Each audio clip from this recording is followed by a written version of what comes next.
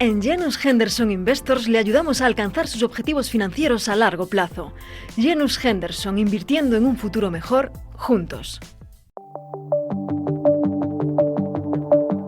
¿Qué tal estáis? Bienvenidos una semana más a En Acción, el podcast de expansión para el inversor inteligente. Soy Sandra Sánchez, redactora de Finanzas y Mercados, y hoy está aquí conmigo Iván Martín, presidente y director de inversiones de Magallanes Value Investors. ¿Qué tal, Iván? Muchas gracias por estar aquí. ¿Cómo estás? Muy bien, Sandra, muchas gracias.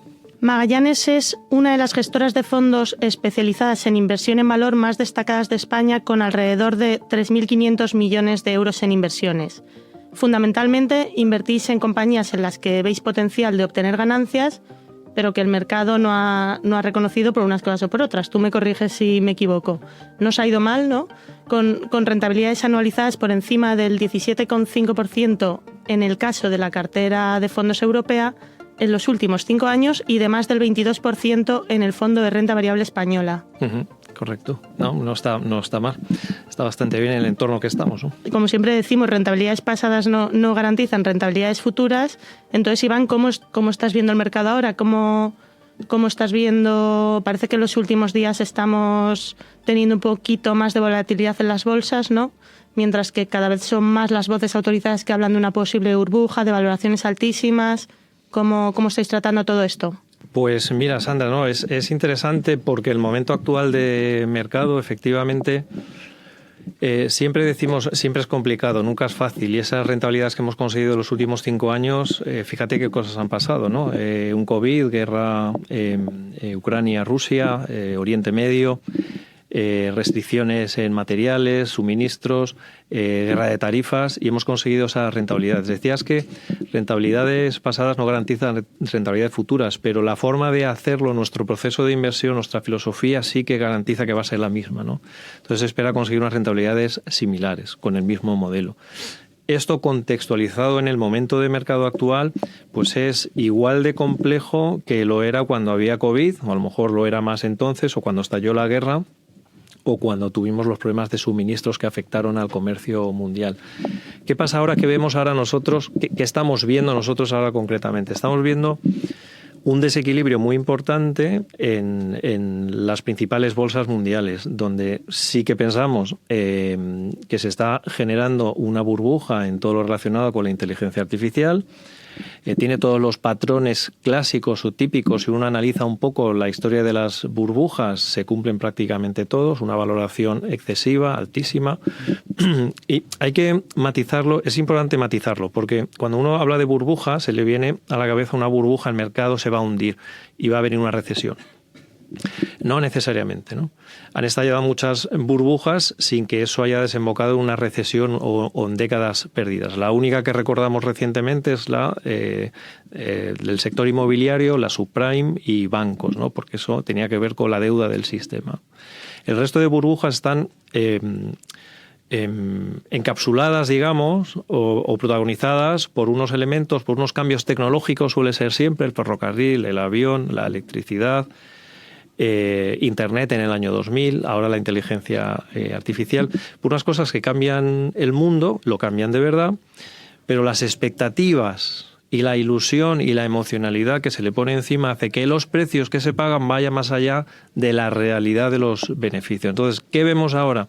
Vemos una desconexión entre la realidad de la inteligencia artificial, que está aquí para cambiarnos. Nosotros somos usuarios de la inteligencia artificial. Yo soy usuario de ChatGPT, por ejemplo, para mejorar mi proceso de inversión. Igual que en su momento usaba Excel, igual que en su momento usaba Internet, o usaba la calculadora en su momento, ¿no? O los PDFs, o me descargo las memorias en lugar de tener que ir a las empresas y que me dieran el libro como antiguamente hace 25 años, ¿no? Pero otra cosa es la valoración que se le pone a esto, ¿no? Entonces tienes valoraciones altas basadas en expectativas, no basadas en realidades. Tenemos el caso de ChatGPT, OpenAI, con una valoración de 500.000 millones, ¿no? Cuando está quemando dinero. ¿Es buena tecnología? Es indudable que es buena y nos cambia para mejor. ¿Es buena valoración? Es indudable también que está muy por encima, ¿no?, de la realidad. Eso genera una potencial burbuja. Y por otro lado, ¿qué vemos? Pues una parte del mercado que está olvidada. Cuando todo el mundo, todo el capital confluye, toda la liquidez confluye en una parte del mercado, otra parte del mercado se queda olvidada, ¿no? Que es donde nosotros intentamos replicar esos retornos que comentabas al principio aplicando la misma filosofía de inversión, que es buscar en ideas que están olvidadas, que están apartadas y que no son los protagonistas en titulares. Sí, lo que ocurre un poco cuando hay burbuja, ¿no? O estalla la burbuja es que al final contagia, a lo mejor estalla en un foco, pero contagia el resto del mercado. Eso puede pasar en el cortísimo plazo, correcto, tienes toda la razón, Sandra. Pero en el medio y largo plazo no, fíjate, yo empecé a finales de los 90 y empecé a gestionar justo cuando estalló la burbuja tecnológica de las TMTs, ¿no? En el cortísimo plazo hay un contagio, hay un miedo a estar en el mercado y se vende automáticamente todo, pero en el medio y largo plazo, y el medio y largo plazo son los siguientes meses, el mercado sabe discriminar, ¿no? Decimos que el mercado tiende a ser eficiente a largo plazo. En el corto plazo es una máquina de votar, ¿no? Como decía Benjamin Graham. En el corto plazo todo se vende por el pánico, ¿no? Fondos indexados, todo se vende, todo cae, pero luego se equilibra. Luego, una vez que ha sacudido la manta, cae el polvo y se ven las cosas. Yo, por ejemplo, la experiencia que tuve, que lo viví, era que incluso compañías que tenían cartera acabaron subiendo en esa temporada. Viscofan, Vidrala, ahora no las recuerdo. Esta todavía existe, Marón de Ley, ya fue Opada, Fun España, empresa funeraria, por ejemplo. Nestlé, eran compañías que en ese entorno no solo no bajaron, sino que subieron. Y en otras burbujas, por eso decía, encapsuladas en una temática, esa temática se corrige, se purga. Ojo, que la tecnología sigue. Yo no soy crítico con la tecnología. Yo la abrazo, de hecho, y la adapto a mi proceso. Es la valoración sobre esto y el efecto contagio ocurre, pero en el medio y largo plazo hay compañías... Piensa también, hay compañías que no solo se salvan, sino que brillan.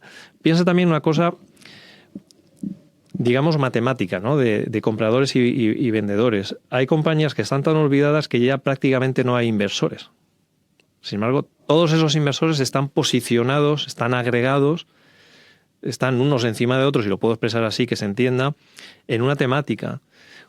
Cuando viene la negatividad, donde ya no hay inversores, donde ya no hay que vender, poco recorrido queda a la baja. Donde todos están posicionados, el recorrido es altísimo a la baja.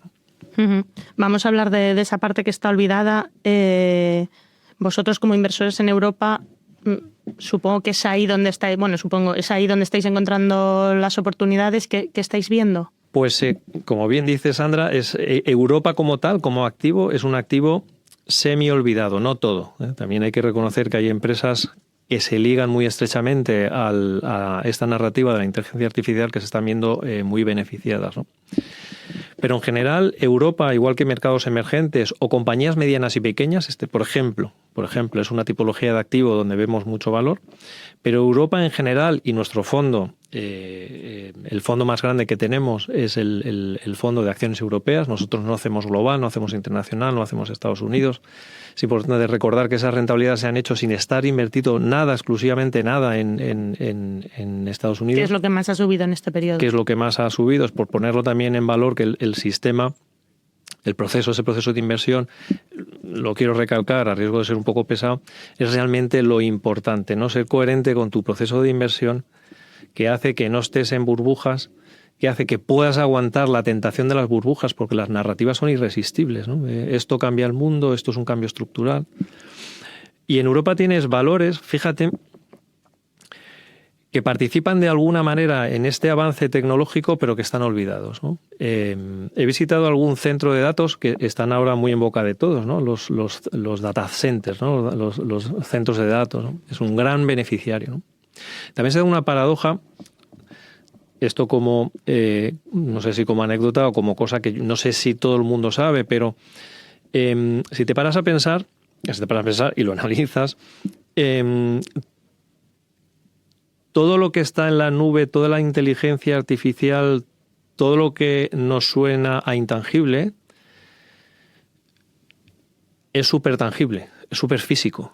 Un data center donde se guardan los procesadores, las máquinas que permiten gestionar todos esos datos, son naves industriales con una cantidad de hormigón, de hierro, de cobre, de soporte físico, de refrigeración, de sistema de refrigeración, de consumo de energía, de soporte. Fijaos, esto sí que es una paradoja, una ironía. De soportes físicos por si la corriente eléctrica normal se va de motores de combustión interna con miles de litros de diésel debajo de los data centers, con motores gigantes como toda esta habitación de cilindros de 12 cilindros, motores gigantes, ¿no? Como backup. O sea, no hay nada más físico y tangible que todo lo que tiene que ver con la explosión de datos, inteligencia artificial, ¿no? Eso es una, no sé si es una ironía, pero es una realidad. Entonces, ¿quién hace eso? ¿Quién está detrás de eso que el mercado no se fija en eso? Solo se fija en la punta del iceberg. ¿Quién hace esta tarjeta de vídeo? Nvidia, todo lo tenemos en la cabeza. Los superescalares, las grandes compañías tecnológicas. Pero ¿quién despliega o quién produce ese cobre? ¿Cuántas toneladas de cobre lleva un data center? ¿Cuánto hormigón lleva? Nosotros estamos invertidos el desarrollo ha sido un poco largo, pero vamos a las compañías invisibles para el mercado, pero importantes en el proceso, no solo de los data centers, sino de que la economía siga avanzando. El hierro, el acero, empresas químicas, empresas industriales que están en toda la cadena de valor, incluso la energía tradicional, ¿no? El petróleo, nos guste o no. Acabamos de conocer hace unos días los datos de la Agencia Internacional de la Energía, que alarga el peak oil, ¿no? Perdón por el palabra, pero es cuando se estima que el consumo de petróleo en el mundo va a llegar a su techo, ¿no? Lo alarga varios años hacia adelante, porque la realidad es tozuda. Y es que nos guste o no, el mundo, y cuando pensamos en el mundo solemos pensar en el hemisferio norte, ¿no? En los que vivimos en el hemisferio norte, pero los que dominan el crecimiento del mundo es el hemisferio sur, ¿no? Son los 2/3 o más de 2/3 de población que necesita todavía los combustibles fósiles para prosperar y progresar. Y es en ese tipo de empresas donde estamos invertidos: petroleras, químicas, industriales, empresas de telefonía, telecomunicaciones, muy odiadas y olvidadas hasta hace poco, muy baratas, han estado siempre muy baratas. ¿Por qué nos atraen ahora? Porque a raíz del cambio de la Comisión Europea, la visión que tiene sobre la eficiencia y la productividad de estas compañías pasa por la consolidación, algo que estaba vetado anteriormente. Entonces, la consolidación lleva a un sector que puede aspirar a unas rentabilidades mayores. Por eso nos gustan las telecomunicaciones, ¿no? Las empresas de telecomunicaciones en Europa. Esa tipología de compañías tenemos. ¿Encontrarás también en Europa, empresas algo saturadas o sectores sobrevalorados que estáis evitando tocar y que podrían salir peor parados de esto que puede venir? Pues mira, en Europa, así como, o sea, una analogía como en Estados Unidos, donde se da, por ejemplo, estos datos los leí recientemente, el 10% de compañías americanas representadas por el Standard & Poor's 500, de hecho es una decena o menos, yo creo que son 8 o 9 compañías, menos de 10, representa el 50% de la capitalización. Eso no se ha visto. Yo por lo menos no tengo registros de que esas cosas se han pasado anteriormente. Ese nivel de concentración que decimos. Eso en Europa no está tan claro porque no tenemos ganadores tecnológicos, ¿no? Para bien o para mal es así. Sí tenemos ganadores de esa corriente de la carrera por la inteligencia artificial. Hay algunas compañías que se han visto muy beneficiadas por esto, ¿no? Compañías como Siemens, por ejemplo, o Schneider, ¿no? Compañías que no tenemos en cartera, pero es verdad que son beneficiarios directos, ¿no? de esta corriente por la inteligencia artificial, pero no hay esa concentración o ese riesgo tan aparente de burbuja explícito en compañías europeas. Por lo menos nosotros no lo vemos. ¿Qué compañías, y te lo llevo a otra parte, qué estamos haciendo nosotros, que han tenido un comportamiento muy bueno? Sí, porque habrá sectores que no se han visto beneficiados por la IA, pero que se han visto beneficiadas por otras corrientes. Exacto. Como el sector de la defensa, el bancario, ¿no? Que sí. Exacto. Que se puede considerar que están un poco caros. Exactamente, pues es buena puntualización, Sandra. Efectivamente, nosotros en defensa es una cosa curiosa, no estamos curiosa por como nosotros la hemos vivido, estamos viviendo en cartera. No tenemos empresas de defensa, pero igual que te he hablado de la inteligencia artificial, un carro de combate se hace partiendo de materias primas, de hierro, de cobre, de rodamientos, de pintura anticorrosiva. O sea, todo es muy relacionado a esa parte de la industria que decíamos antes que es invisible. Ojo, digo invisible a efectos de cotización. Es perfectamente visible y líderes mundiales en la economía real. Aquí estoy dando por hecho la dicotomía que hay, la disparidad entre percepción, precio y la realidad de las compañías. Bancos. Bancos, nosotros tuvimos un peso muy importante en bancos que hicimos hace cosa de 3 años y con esta rentabilidad que está teniendo, pues es un sector donde estamos reduciendo posiciones. ¿Dónde estamos reponderando? ¿Dónde estamos llevando esa liquidez? Pues por lógica, en mi argumentación, y es lo que estamos haciendo, a esos sectores que vemos desde el punto de vista de cotización, de percepción, más olvidados, aunque son protagonistas. Empresas de cemento, químicas, coches. ¿Qué sector puede haber en Europa, y diría en el mundo, más odiado que los fabricantes de coches? Sí, ahora mismo es difícil encontrar otro. Yo creo que las empresas químicas tal vez están a ese nivel. Y los coches, cuando la realidad, fíjate, ese es un buen ejemplo que caracteriza la forma de gestionar que tenemos en Magallanes, que a veces decimos que somos contrarios al mercado, ¿no? Y quiero matizar, no somos contrarios porque somos rebeldes, revolucionarios y queremos llamar la atención. Es todo lo contrario, somos contrarios como resultado de nuestra forma de hacer. Firmes en nuestras creencias, en nuestro proceso de inversión, nos lleva muchas veces, y basado en la experiencia, eso es bueno, a tener posiciones contrarias a las que tiene el mercado.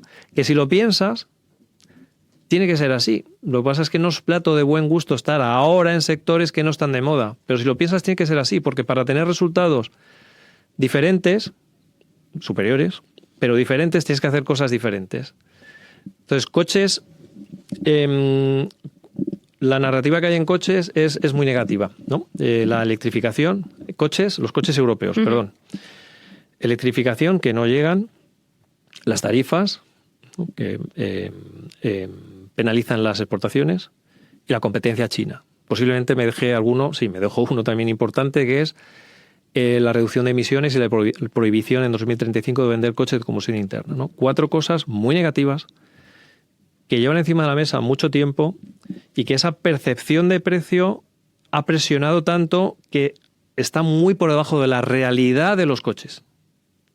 De la realidad de los coches. ¿Cuál es la realidad de los coches ahora? Que ya han sacado productos electrificados. Ya hay coches eléctricos que el consumidor quiere y puede pagar porque son precios similares. Emisiones.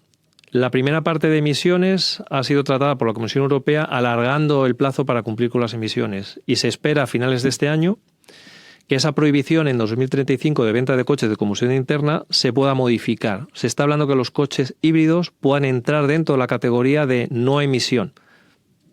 Eso es matizable. Como se ha hecho en Japón. Eso cambiaría radicalmente. Competencia de China. Los chinos vienen y los productores, los fabricantes de coches chinos vienen y van a coger toda la cuota de mercado. La realidad, que tenemos datos a septiembre de ventas de coches en Europa, no dice eso. Sorprendentemente, para lo que el mercado percibe y la gente percibe, es que los coches europeos siguen ganando cuota de mercado. ¿Qué compañías tenéis ahí en el sector de automoción? Tenemos Volkswagen, el grupo Volkswagen, Porsche, Renault y algo de Stellantis también. Y estas compañías están ganando cuota de mercado. ¿Quién está perdiendo cuota de mercado? Porque esto es un juego de suma cero.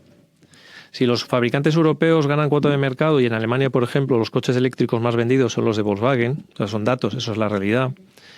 Y en Europa, Volkswagen, Renault gana cuota de mercado a septiembre, son datos reales. Y los chinos, fabricantes chinos, han pasado una cuota de mercado por debajo del 3, 2,5 al 3 y poco, 3,5%, están ganando cuota de mercado. ¿A quién se la quitan? Pues los datos te dicen que se la quitan y tiene todo el sentido del mundo a fabricantes asimilados coreanos. Hyundai, Kia, japoneses, Nissan, Honda, Mitsubishi, Toyota, son los que están perdiendo cuota de mercado. Y tiene sentido.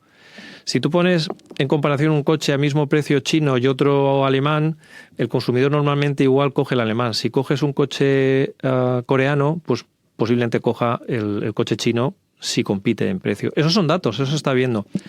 Entonces, el precio de la cotización está descontando como que pierde la cuota de mercado, no ganan la carrera por la electrificación y van a estar condenados por la prohibición de venta de coches de combustión interna. Pues es un sector odiado, no lo tenemos por ser odiado, no vamos por las causas perdidas, vamos por las causas infravaloradas. Uh-huh.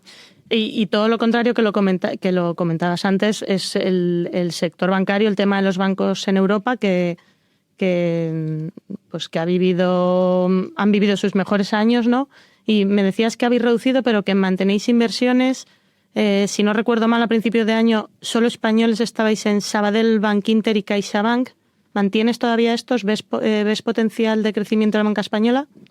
Hemos vendido prácticamente todos los bancos y los que nos quedan tenemos reducciones, tenemos posiciones ya poco significativas. Estamos de salida de los bancos. Hay que tener en cuenta que hemos tenido rentabilidades, posiblemente sean de las mejores rentabilidades que hemos tenido en Magallanes, de multiplicar por 3 y por 4. Para nosotros una parte importante del retorno está. ¿Que puedan subir un 20, un 30? Pues ¿por qué no? Pero la parte importante para nosotros de rentabilidad, cuando estaban francamente infravalorados y odiados, similitud con lo que pasa hoy con los coches, por ejemplo, no tiene por qué pasar lo mismo, pero la sensación era igual. A nosotros ahora es un sector cíclico, es un sector que está apalancado y lo digo, nosotros lo hemos comprado, pero ahora el riesgo-beneficio está equilibrado, no está descompensado. Los bancos lo pueden seguir haciendo bien, pero nosotros vemos posibilidades de conseguir mayores rentabilidades en otros sectores. Pero no quiero decir con esto, porque seguimos teniendo bancos, hacemos algo de bancos, no quiero decir que el futuro sea negro. El futuro no es tan brillante o no es tan espléndido. Puede tener rentabilidades normales, pero nosotros es que vemos en la cartera, como decíamos antes, opciones de rentabilidades sobrenormales, ¿no? Que es lo que aspiramos siempre, por eso esto es circular, por eso esas rentabilidades, ¿no? Uh-huh. Y en Bolsa Española, ¿dónde estás viendo esas potenciales rentabilidades sobrenormales? Pues mira, en Bolsa Española, esa parte que decíamos antes de medianas y pequeñas compañías se ha quedado muy atrás. Telecomunicaciones, por ejemplo, no teníamos hasta el momento, no estábamos muy representados y ahora estamos más representados. También en coherencia con lo que decíamos antes, ¿no? Tenemos la operadora de Vodafone España, que es Zegona. Tenemos la operadora portuguesa, que es NOS. Y estamos muy positivos en telecomunicaciones, como decíamos antes, por los argumentos de antes. ¿Telefónica? Telefónica no tenemos. Empresas farmacéuticas como Almiral, que está ahora en un ciclo de sus productos muy positivo. Tenemos, en coherencia también con lo que decíamos antes, esas materias primas necesarias, tenemos empresas mineras como Atalaya Mining, ¿no? en España. Tenemos empresas, claro, olvidadas del sector industrial, papeleras, ¿no? Tenemos el conglomerado Semapa portugués, ¿no? Que debajo hay una empresa papelera y otra cementera, puro industrial. Esa tipología de compañías son las que tenemos. Sí, no mencionas ninguna de las grandes del IBEX. No, yo sé que vosotros no seguís el índice, pero no sé si piensas que el inversor que sí que lo sigue o que ha estado invertido así de manera generalizada en la bolsa española puede sufrir. No sé si sufrir. Yo creo que se ha sufrido tanto estando en España durante una década. Nosotros cuando sacamos el fondo español hace 10 años, vamos a hacer 11 años ahora, nos preguntaban, ¿y por qué sacáis un fondo español? ¿No? ¿Qué interés tiene España? Pues bueno, eso también es un síntoma de llevarte a ser contrario, no porque eso es un rebelde, dices, es que está muy barato. ¿Cuál es el hándicap que tiene esto? Que requiere tiempo. España ha explotado ahora, ¿no? Positivamente, que se entienda la analogía. Seguir estando en el IBEX, yo no le veo ningún problema. Tenemos empresas del IBEX. Es una cosa del tipo de activo, del asset class, como decíamos antes, del tipo de activo. El tipo de activo donde estás basado. Si era un tipo de activo basado en España, y nos pasaba cuando teníamos reuniones con inversores, sobre todo extranjeros, nos decían, no, España no es invertible. Nos decían eso. España no es invertible. España ha pasado de no ser invertible a ser lo que prácticamente quiere todo el mundo ahora, ¿no? Bueno, estamos en esa fase de péndulo, que no creo que estemos en el extremo del péndulo. Creo que a España todavía le queda mucho que recuperar. Le queda mucho que recuperar. O sea que España sigue estando barata frente a otros mercados comparables, pese a las valoraciones. Sí, si comparas con Estados Unidos, que es lo fácil, sigue estando barata y está en armonía con Europa.